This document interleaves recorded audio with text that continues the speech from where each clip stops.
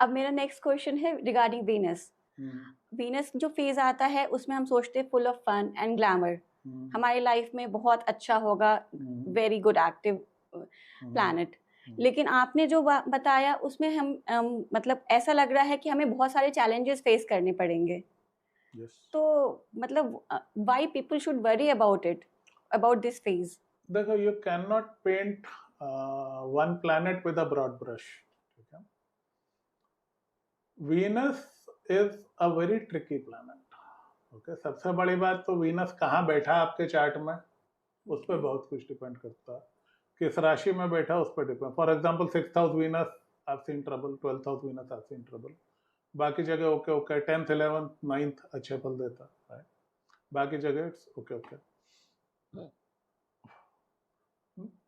The problem is Venus is not Jupiter. Jupiter is a balle balle thing for most people. I would say for 80% people.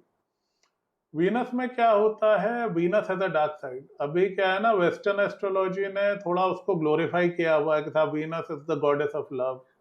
लेकिन अगर आप उसका पूरा mythology पढ़ो, that goddess of love was a very shoot politician.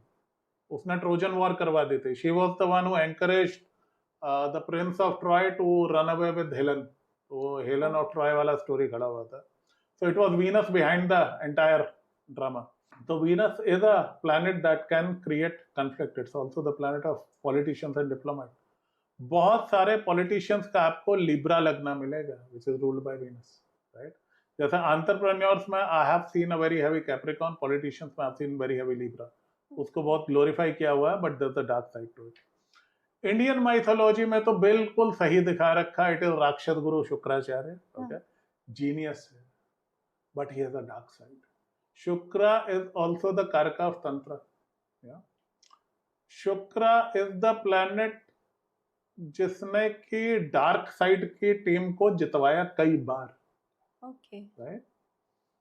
And Shukra is so smart कि उनको रोकने के लिए भगवान विष्णु को आना पड़ा। Brihaspati was never able to counter him.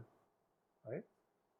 But when Shukra comes, he comes with a lot of chaos initially. खास तौर पे अगर आपका शुक्र अच्छा है, and shout out to Pradeep ji, my friend, he introduced this theory when I was discussing this.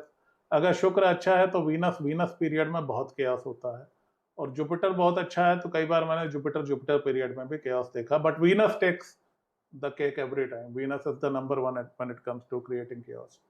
हाँ, उसके बाद में वीनस सन से चीजें स्टेबलाइज होना शुरू हो जाती हैं।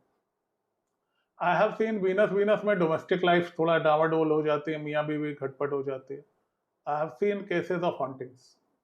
ओके। क्योंकि dark energies they consider Venus their guru, तो जहाँ वीनस एनर्जी बहुत ज्यादा होगी, कुछ ना कुछ वहाँ पे ऐसा होने की पॉसिबिलिटी है। बट हाँ, at a material level it's a good planet. तो मैंने क्या देखा है, जब भी वीनस आता है तो मटेरियल गेम्स आते हैं, स्पेशली वीनस में घर की शांति थोड़ी भंग होने शुरू हो जाती है। जुपिटर में मटेरियल गेन शायद इतना नहीं है, बट वो शांति और प्रसन्नता और स्थिरता आनी शुरू हो जाती है। तो ये इन दोनों में डिफरेंस है। Venus comes with some sort of a chaos, although आदमी का दिमाग वो इतना तेज कर देता है। Mercury is intelligent, Jupiter is wise, Venus is brilliant. मैं इसको तीनों से ऊपर रखता हूँ। Venus is the smartest planet in my books. But हाँ, coming from the dark side it brings a certain amount of conflict and darkness. उस चीज का आपको ध्यान रखना पड़ता है, because Venus is the only planet जो देवताओं पे भारी पड़ जाते थे। दैत्य गुरु। जी, दैत्य गुरु। सो राक्षस गुरु है तो थोड़ा तो आएगा। So you have to remember that, do not expect कि सब बल्ले बल्ले ही होगे इसमें। There is a different side. Life में कुछ पंगे चलने चाहिए। कुछ तो होना चाहिए। वीनस को एंटरटेनमेंट बहुत चाहिए साहब। वो एंटरटेनमेंट कैसे मिलता है